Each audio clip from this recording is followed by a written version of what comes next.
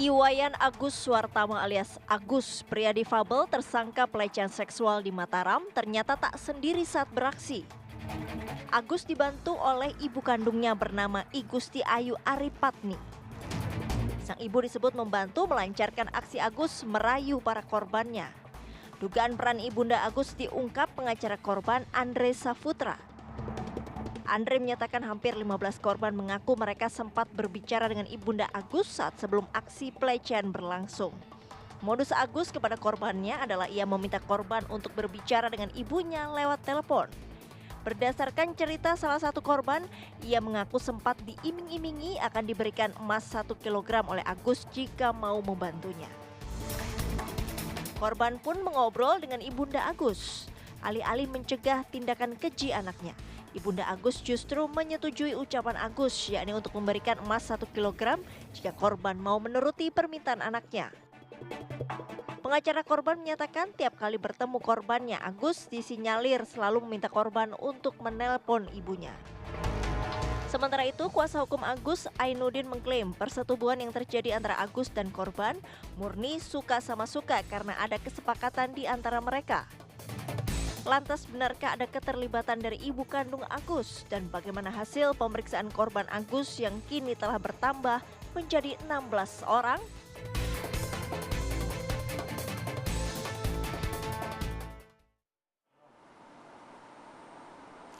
Iya, ini yang menjadi pertanyaan kita semua. Mungkin di awal pada saat berita ini kemudian menguak begitu ya di media sosial, kita sempat mengira betulkah kemudian seorang difabel tunadaksa tanpa lengan diduga terlibat bahkan melakukan pelecehan seksual. Hingga kini kasusnya bergulir dan ditetapkan sebagai tersangka oleh pihak kepolisian.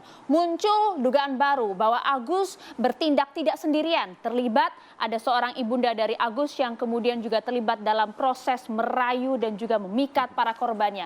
Apa sebenarnya modus hingga peran sang ibu? Kita coba akan bahas hal ini bersama dengan sejumlah narasumber kami. Sudah hadir bersama kami di studio Apa Kabar Indonesia Malam. Ada Mas Aristo Pangaribuan, pengamat hukum UI. Selamat malam. Selamat malam. Assalamualaikum Mas Aristo. Waalaikumsalam. Terima kasih sudah bergabung kembali bersama kami di Malam. Dan juga sudah tersambung bersama kami ada Pak Andre Saputra yang merupakan kuasa hukum korban sekaligus pendamping korban. Selamat malam Pak Andre. Selamat malam Mbak. Baik, terima kasih sudah bergabung bersama kami. Kami juga sampaikan pemirsa bahwa sebenarnya kami turut mengundang ini kuasa hukum dari Agus.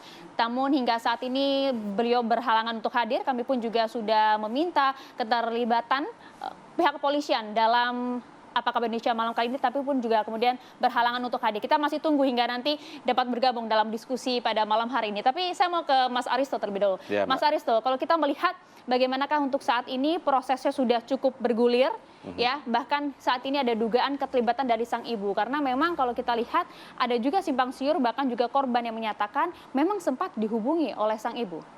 Gini, pertama untuk keterlibatan seseorang, apalagi ini ibunya, itu adalah statement yang besar ya. Artinya alat bukti itu harus betul-betul explanatory atau menjelaskan betul-betul peristiwa itu. Kalau tadi kita lihat dari informasi kan ini berdasarkan keterangan saksi ya, salah satu korban.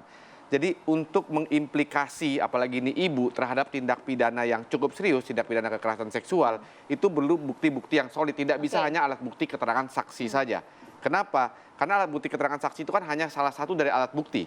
Dan alat bukti keterangan saksi itu, reliability-nya dan kredibilitasnya itu kan bisa berubah-ubah keterangan seseorang. Harus ada keterangan-keterangan yang lain. Jadi betul bahwa Agus ini atau ibu Agus ini ya, dia adalah bagian dari metodenya Agus untuk melakukan tindak pidana kekerasan seksual kalau itu betul terjadi. Itu yang pertama. Yang kedua, hukum Indonesia itu tidak gampang ya untuk menjerat dua-duanya, ibu dan anak itu nggak gampang. Kenapa? Yang pertama kita harus tahu di dalam KUHP kita bahkan seorang ibu yang menyembunyikan kejahatan anaknya, tidak memberitahukan keberadaan anaknya misalnya atau kejahatan anaknya, itu tidak boleh dipidana. Kenapa? Karena ada logika yang namanya family bond. Jadi menghadap-hadapkan antara ibu dan anak dalam proses hukum, ibunya disuruh bersaksi untuk anaknya, anaknya suruh bersaksi untuk ibunya, itu adalah sesuatu yang traumatik. Nah, itu pertama di KUHP. Di KUHAP ya, atau Undang Hukum Acara Pidana, itu juga dikatakan bahwa untuk menjadi saksi, kalau ada hubungan darah itu dia bisa mundur. Karena kan masa keterangan nanti kan kalau misalnya ini Kalau misalnya ini kemudian disidik seperti apa yang dikatakan TV One, masa Agusnya itu bersaksi untuk memberatkan ibunya, ibunya memberatkan Agusnya. Nah ini kan yang dilindungi sebenarnya oleh undang-undang. Jadi ini statement besar yang alat buktinya harus betul-betul solid. Kalau dari informasi sekarang ini sangat parsial dan sangat prematur. Oke, sampai di sana dulu Pak Sarito, sangat parsial dan itu keterangan saksi pun belum begitu kuat untuk kemudian dijadikan bukti di Iya persidangan. Saya langsung mau ke Mas Andre. Mas Andre, sebenarnya apa yang kemudian disampaikan oleh para korban yang saat ini jumlahnya bahkan sudah mencapai 16 orang. Bagaimana kemudian keterlibatan dari Ibunda Agus sendiri dalam proses tindak pelecehan tersebut, Mas? Baik, sebelum ke situ, saya ingin mengupdate untuk per hari ini itu ada 17 korban, yang di mana 9 sudah menjalani pemeriksaan di Polda NTB, yang di antaranya ada 2 usia anak di situ, begitu.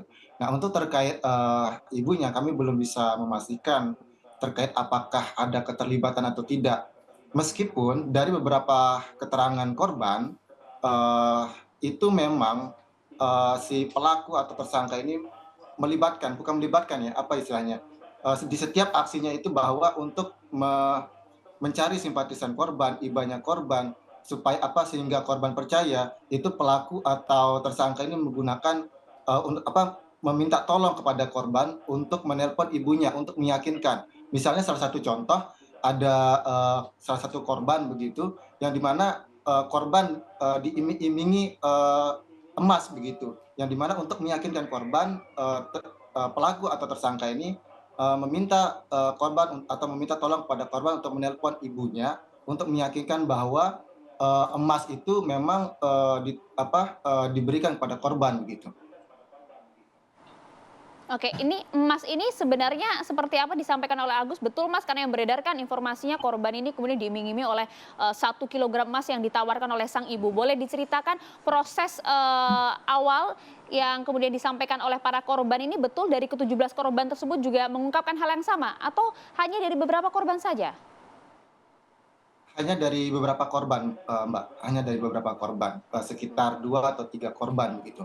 Nah, untuk salah satu contoh, yang memang terkait emas tadi, misalnya, udah ketemu bersama pelaku tersangka atau tiba-tiba didatangi oleh pelaku tersangka di Taman Udayana, kemudian karena sudah korban ini memesan Grab untuk pulang ke kosnya, kemudian korban balik ke kos, kemudian si pelaku atau tersangka ini membuntuti korban ke kos korban begitu. Korban masuk ke dalam kamar untuk istirahat, kemudian pelaku atau tersangka ini mengetok pintu kos korban sehingga korban keluar, kemudian pelaku meminta untuk berbicara di kamar korban, kemudian korban menolak karena kamar itu adalah privasi korban begitu, sehingga korban meminta untuk ngobrol di bawah begitu, di lantai bawah.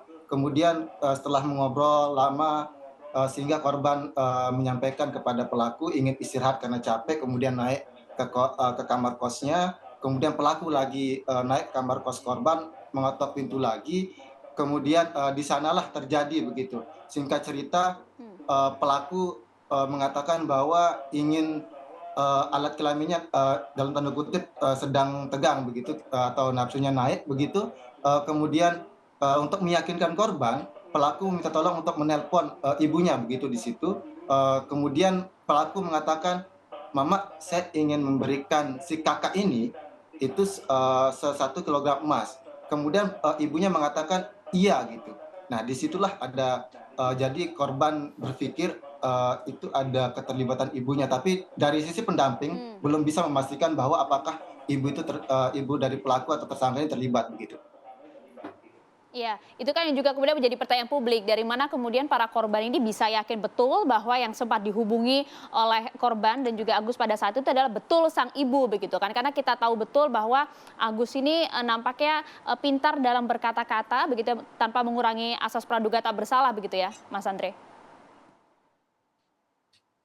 Iya, gini juga Mbak, misalnya ini kan ketika korban itu tidak berhasil, untuk pelaku ini tidak berhasil dalam menjalankan aksinya, kemudian dari nomor telepon, ketika menelpon meminta tolong kepada korban untuk menelpon ibu si pelaku, kemudian pelaku nggak berhasil dalam aksinya, kemudian 1 atau 2 hari atau enggak dalam seminggu, kemudian pelaku mencoba lagi me-chat melalui via WA atau menelpon menanyakan kabar korban begitu. Nah, di situ bisa kita lihat bahwa nomor yang ditelepon atau pelaku ini atau tersangka ini meminta tolong kepada korban untuk menelpon nomor yang bersangkutan atau dalam hal ini ibunya, kemudian tidak berhasil menjalankan aksinya sehingga 1 atau 2 hari, 3 hari, seminggu kemudian mengontak kembali korban yang sama ketika sebelumnya mendapatkan nomor itu melalui minta tolong untuk nelpon ibunya begitu.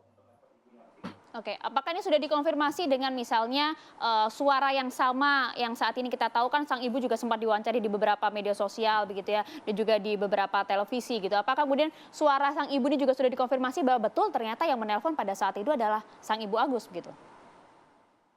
Nah, untuk sementara ini itu belum bisa dipastikan karena mengingat setelah peristiwa yang dilakukan oleh pelaku atau tersangka ini, yang di mana beberapa hampir semua korban itu karena risih ditelepon kembali atau di WA kembali atau dihubungi kembali oleh pelaku atau tersangka ini, itu para korban memblokir nomor WA, nomor dari ibu pelaku itu begitu ketika meminta tolong si pelaku ini. Nah, kebanyakan korban atau para korban seluruh hampir 17 korban itu memblokir nomor tersebut begitu. Jadi untuk memastikan apakah itu nomornya ibu atau dari pelaku atau tersangka ini kami belum bisa memastikan begitu. Oke, klaim korban ternyata modusnya seperti itu Mas Arief. Artinya mungkin bukti yang saat ini ada adalah hasil chat, kemudian juga jejak telepon terhadap sang ibu. Apakah kemudian hal ini bisa dijadikan sebagai bukti yang nanti dibawa di persidangan? Tapi dijawabnya nanti ya, usai jeda. Sesaat lagi tetap bersama kami di Apa Kabar Indonesia Malam.